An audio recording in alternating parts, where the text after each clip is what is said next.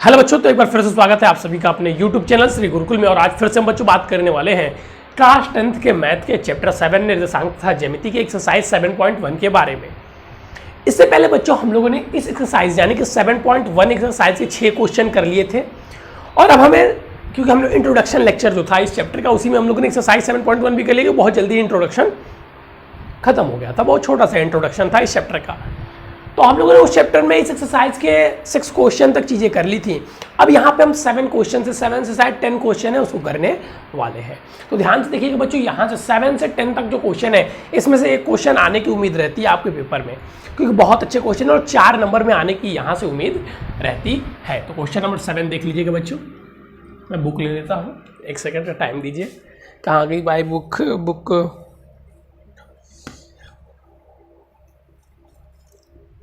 देखिए मिल गई, ध्यान दीजिएगा। क्वेश्चन नंबर 7 है, 7 8 दोनों एक तरह है, एक बताऊंगा।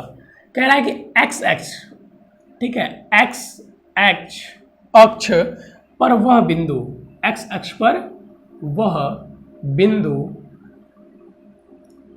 क्या कह रहा है? कह रहा है सर एक्स एक्स पर वह बिंदु ज्ञात कीजिए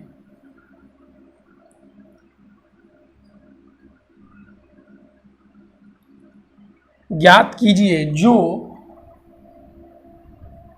2, -5 और -2, 9 से समदूरस्थ है।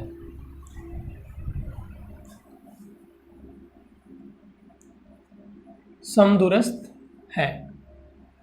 अब यहां पर आपको बस एक वर्ड का मीनिंग पता होना चाहिए बच्चों। समदूरस्थ मतलब क्या? समदूरस्थ का मतलब पता होना चाहिए। तो समदूरस्थ का मतलब होता है समान दूरी पर। जैसे अगर मैं बोलूं कि ये जो मार्कर है ये इस ब्लैक बोर्ड के इंड से और इधर के भी इंड से, दोनों से समान दूरी पर है, यानी कह सकते हैं बराबर है। तो कह रहा है एक्स एक्स पर वह बिंदु ज्ञात कीजिए जो 2.5 और ये से समदूरस्थ है, मतलब दोनों बिंदुओं से क्या हो? समदूरस्थ हो। तो पहले यहां पे आपको 2 चीजें पकड़नी है। समदूरस्थ का मतलब ये हो गया कि मतलब कह सकते हैं मध्य में स्थित हो, यानी कि कह सकते हैं कि जैसे ये A है और B है, इस पर कोई बिंदु C स्थित समदूरस्थ है, तो AC बराबर क्या होगा? AB होगा।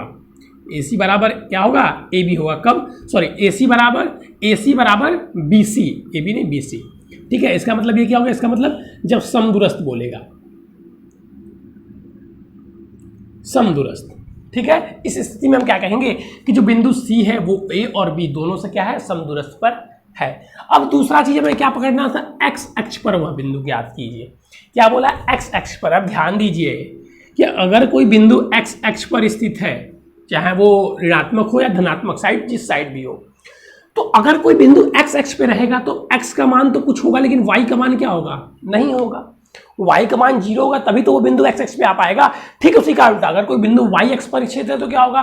y का मान कुछ होगा और x का मान क्या होगा? 0 होगा। तो हमें x x पर वह बिंदु ज्ञात करनी है जो कि दोनों बिंदुओं से समदूरस्थ पे है। तो देखिए हम मान लेते हैं कि एक बिंदु P, इसको मान लीजिए बिंदु A, ठीक है। बिंदु P -2,5 और -2,9 से समदूरस्थ पर है। तो मान लीजिए ये बिंदु हो गया A, ये बिंदु हो गया B, और आप जो बिंदु माने थे उसको C मान लीजिए।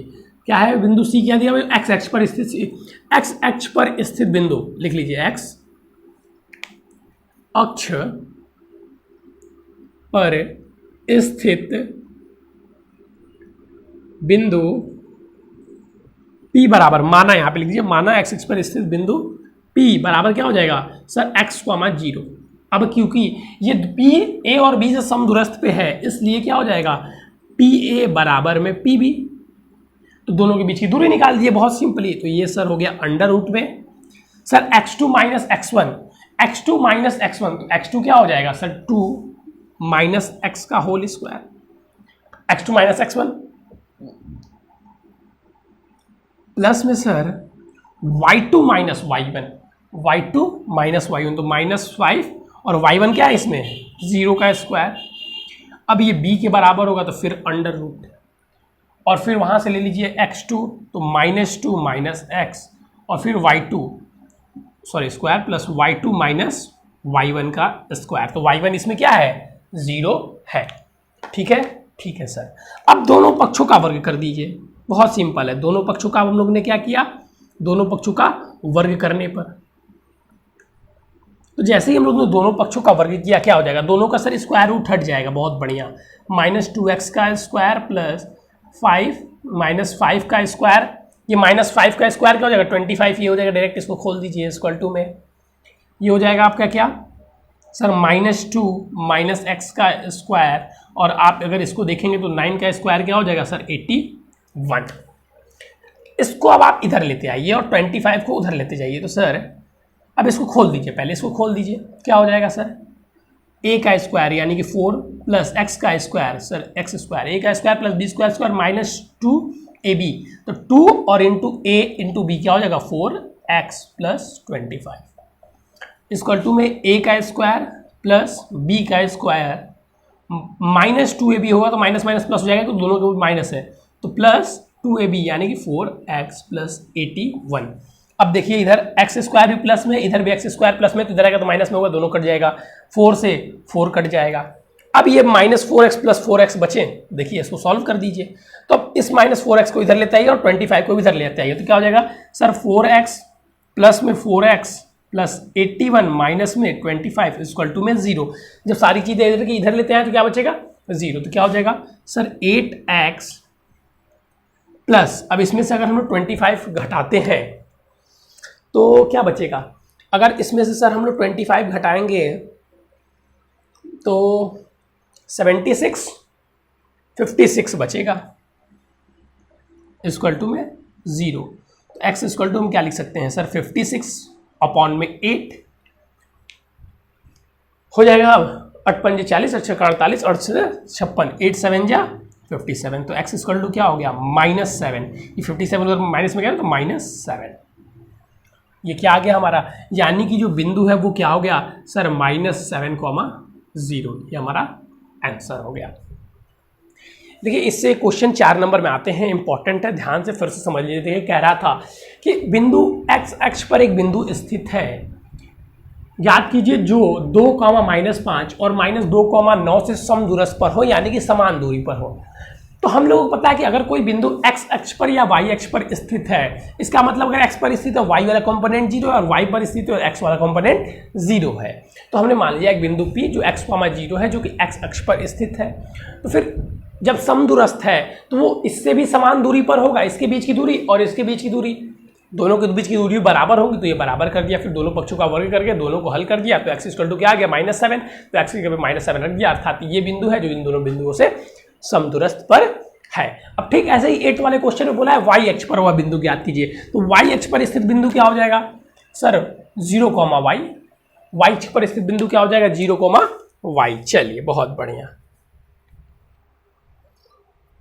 अब फिर देखिए 9th वाला क्वेश्चन और 10th वाला क्वेश्चन दोनों यदि एक ही तरीके से होगा, समदूरस्थ है। 9th वाला तो बहुत ईजी है, हम लोग देखेंगे 10th वाला ध्यान दीजिएगा, 10th वाला, 10th लास्ट क्वेश्चन है, इसी को हम लोग देखेंगे, क्योंकि जो 8th है और 7, 8, 9 दोनों एक ही तरह के। 10th वाला भी क्वेश्चन है जो कि थोड़ा सा अलग है, थोड़ा सा कॉन्सेप्चुअल क्वेश्चन है, जहाँ पे थोड़ा सा आप लोगों को दिमाग लगाना पड़ सकता है। ऐसे वो भी इसी तरीके से हल होगा, उसमें भी समदूरस्थ ही बोला है, लेकिन वहाँ पे चूंकि थोड़ा सा आप लोगों को दिमाग लगाना पड़ सकता है, तो आप लोग कहीं उसको बहुत बड़ा ना समझ बैठे, इसलिए उसको मैं करवा दे रहा हूँ। चलिए देखिए यहाँ पर कुछ नहीं बोला है, यहाँ पर बस संबंध ज्ञात करने के लिए बोल रहा है, यहाँ पे कुछ बहुत ज़्यादा हल नहीं करना है। देखिए कह रहा है x और y में ऐसा संबंध ज्ञात कीजिए, ऐसा संबंध ज्ञात कीजिए, ऐसा संबंध ज्ञात कीजिए कि बिंदु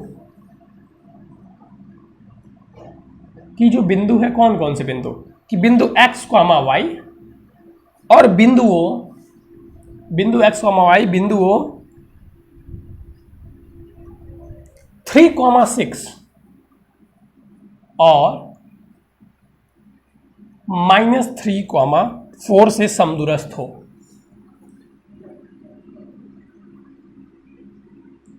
देखिए अब यहां पे 2 पॉइंट दिया हुआ है, बिंदु x, y आपको पहले ही दिया हुआ और समदूरस्थ बोला है, तो अभी तो हम लोग समदूरस्थ वाला प्रश्न हल के कर ही आ रहे हैं। इसको मैंने इसलिए बताया, यहां पे साफ साफ बोला है संबंध ज्ञात कीजिए।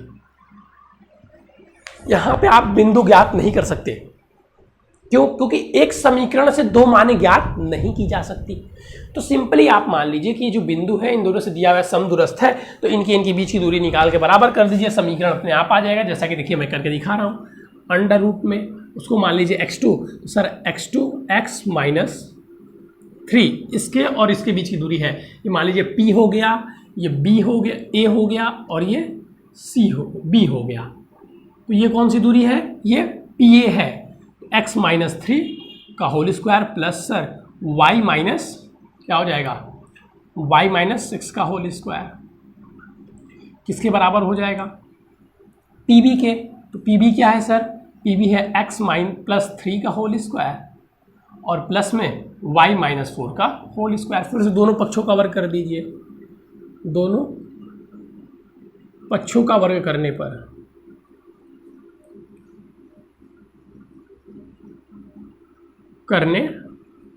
पर दोनों पक्षों का अगर हम लोग वर्ग कर देंगे तो क्या हो जाएगा सर?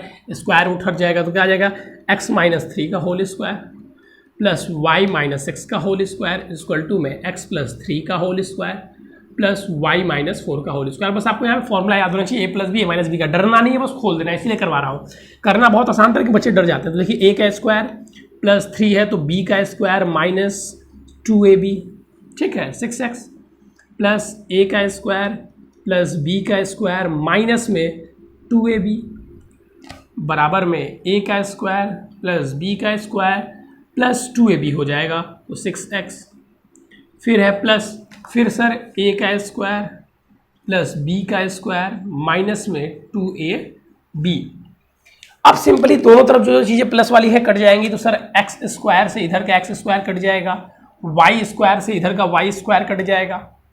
फिर अगर आप कुछ देख सकते हैं जो प्लस में हो, नहीं सर अब कुछ भी साइन सेम है, जहाँ पे साइन सेम रहेगा वो चीज़ें कट जाएंगे। तो देखिए अब इसको समीकरण बनाइए, तो x और y को एक तरफ लाइए और अदर वाले पद एक तरफ लाइए। तो यहाँ से हम क्या लेके आ रहे हैं? यहाँ से हम लिख रहे हैं माइनस 6x और इस 6x को भी इधर लेते आइए, ठीक है, या इसको उधर लेके चलिए, इन दोनों को उधर लेके चलिए और उसको इधर लाइए। तो यहाँ पे है 9 प्लस 36 माइनस, अच्छा 9 भी देखिए, यहाँ पे 9 यहाँ पे भी प्लस में है और यहाँ पे 9 भी प्लस में, तो 9 से 9 भी कैंसिल हो जाएगा। बचेगा क्या? 36 और इधर से आ जाएगा माइनस 16 इक्वल टू में इधर क्या था सर? 6x और ये 6x उधर जाएगा तो क्या हो जाएगा? प्लस में, तो प्लस 6x। यहाँ पे था माइनस, ये माइनस 12y था, यहाँ पे क्या है? माइनस 8y और ये 12y उधर जाएगा तो प्लस में हो जाएगा, प्लस 12y। बहुत बढ़िया सर। अब बस सॉल्व कर दीजिए।